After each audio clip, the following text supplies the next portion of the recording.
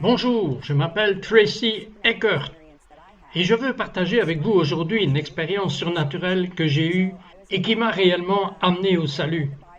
J'étais donc une non-croyante, je n'avais jamais lu la Bible, j'avais une grande carrière et une grande famille. Nous avions 6 enfants à l'époque, mon mari et moi. Et donc, nous sommes juste dans la course folle et vivons le rêve américain, ou du moins le pensions-nous. Et un jour que je me préparais pour le travail, j'ai entendu la voix audible du Seigneur et il m'a dit « Reconstruis mon temple ». Maintenant, lorsque je dis que j'ai entendu la voix audible du Seigneur, je vous le dis, c'est arrivé comme une expérience sur la route de Damas.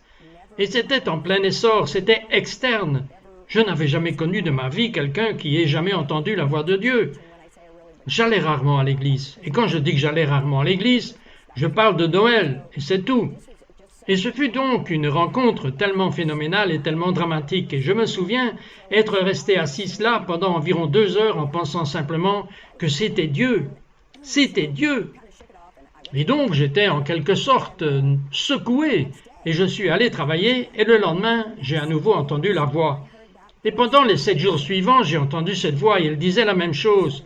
Reconstruis mon temple, 7 fois par jour, pendant 7 jours. C'était incroyable, et même si je n'avais pas bien compris ce qu'il me disait, parce que je ne comprenais pas, je n'avais jamais lu la Bible, comme je l'ai dit, et je n'étais pas vraiment croyante.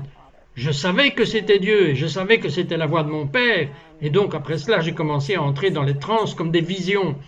Et la première, j'étais allongé dans mon lit sur le point de m'endormir, mais la lumière était toujours allumée. J'étais sur le point d'éteindre la lumière lorsque tout d'un coup, j'ai senti une présence venir sur moi. Et c'était si fort que j'étais gelé, je ne pouvais pas bouger, mes membres ne pouvaient pas bouger, ma tête ne bougeait pas, aucun mouvement. J'avais presque l'impression qu'un fantôme venait en moi. Et je le sais aujourd'hui, c'était le Saint-Esprit. Mais c'était si fort que je ne pouvais rien bouger à part mes yeux. Puis tout devant moi a disparu, et tout d'un coup je me suis retrouvé dans une dimension tridimensionnelle, presque comme dans un film, mais c'était plus comme une scène, comme si j'étais dans la scène de quelque chose qui se jouait. C'était en 1999, et la scène qui s'est déroulée devant moi, c'était New York, et je me suis donc retrouvé dans la ville de New York. Je pouvais voir au-dessus de la ville, et j'ai vu qu'il y avait des anges et des démons, et ils faisaient la guerre pour la ville. Et puis j'ai vu ces explosions dans ces bâtiments, et les explosions étaient massives, et puis j'ai vu un homme. Il a marché vers moi. Il était couvert de ce qui ressemblait à une sorte de suie ou de cendre. Au début, j'ai pensé que c'était peut-être une guerre chimique ou quelque chose comme ça. Je ne savais pas. Mais lorsqu'il s'est approché de moi, toute la peau de son visage fondait de son visage et on pouvait voir les cavités profondes de ses yeux. Il était vraiment triste et il savait qu'il était en train de mourir. Et puis il a regardé à sa gauche et je regardais pour voir ce qu'il regardait. Et il y avait tout ce tas de corps de gens qui avaient le même genre de cendres sur eux. Et alors la vision s'est terminée et le Saint-Esprit est parti. Et je me suis assise dans mon lit et j'ai pensé que je savais tout de suite 2 choses. Je savais que nous allions être attaqués à New York. Je savais que c'était New York. Je savais que nous allions être attaqués. Et j'ai écrit dans mon journal, il y a quelque chose à propos du 11 septembre. Et c'est tout ce que je savais. Et encore une fois, je n'avais jamais rencontré de prophète à ce stade. Je n'aurais jamais parlé de quelque chose comme cela. Ce fut donc une rencontre très profonde. Alors, le lendemain, j'ai pensé, ok, peut-être que je devrais sortir ma Bible. Et je savais que j'en avais une chez moi quelque part, parce que quelqu'un me l'avait offerte en cadeau 10 ans avant. Alors, je suis sorti et j'ai trouvé cette Bible. Et c'était une nouvelle traduction vivante. Donc, ce n'était pas comme vous savez ce que j'ai aujourd'hui, qui est, vous le savez, la nouvelle King James. Mais c'était un peu narratif. Et donc, je suis allé immédiatement au livre de l'Apocalypse, que je ne recommande pas vraiment aux nouveaux croyants.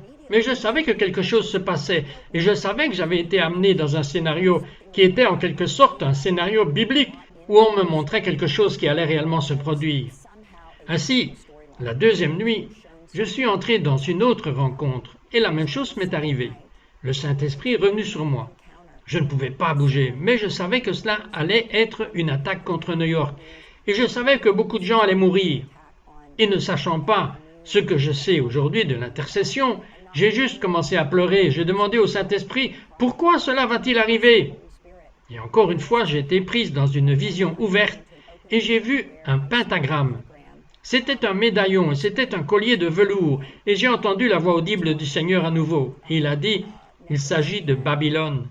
Et ce qu'il disait, c'est que Babylone est un endroit. C'est comme une culture babylonienne dans laquelle nous vivons. Et je crois qu'aujourd'hui, ce que le Seigneur nous dit, c'est qu'il nous fait sortir de la captivité babylonienne. Il dit à l'Église qu'il est temps pour vous de quitter la culture ou le christianisme culturel et entrer dans un christianisme plus biblique. Et c'est donc la révélation que j'avais l'impression qu'il me donnait à travers ces deux événements. Et donc j'ai été tellement touché par cela que cela a changé ma vie. Cela n'a pas seulement changé ma vie, mais cela a changé la vie de toute ma famille. Et ainsi, encore une fois, je suis passé du statut de Saül. Je ne persécutais pas l'Église, mais je n'avais rien à voir avec l'Église. Vous savez, j'étais en quelque sorte une chrétienne américaine. Eh bien, j'y croyais en quelque sorte, mais je n'y croyais pas complètement. Et donc, je suis même passé de n'être même pas tiède, juste froid, à être en feu. Avoir ce genre de rencontre avec Jésus nous amène dans son royaume, nous amène dans le cœur de Dieu, nous amène dans l'Esprit de Dieu et tout ce qu'il a pour nous personnellement, comment il veut que nous amenions le royaume sur toute la terre, et comment nous pouvons avancer cela et vous associer avec lui pour voir sa gloire venir. Et donc je suis tellement encouragé par la façon dont Dieu se déplace en cette heure. Et je crois que Dieu a ceci pour vous. Je crois que Dieu veut grandir en vous. Il veut multiplier les choses qu'il a pour vous.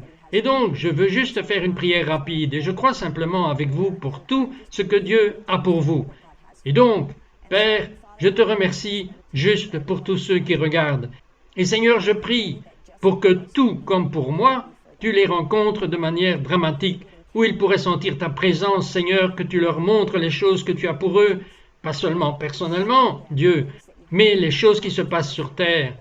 Et Seigneur, je te demande qu'à travers ces rencontres, ils te connaissent intimement, qu'ils se réveillent avec le désir d'être avec toi dans la prière, de t'avoir dans leur vie quotidienne, et que Dieu, non seulement ils soient transformés, mais que même leur famille soit transformée en voyant ce qui leur arrive. Seigneur, je te remercie simplement d'être un Dieu qui parle, d'être un Dieu qui veut parler à son peuple. Et donc je te bénis simplement. Je t'ai prié au nom de Jésus. Amen. In Jesus' name I pray. Amen.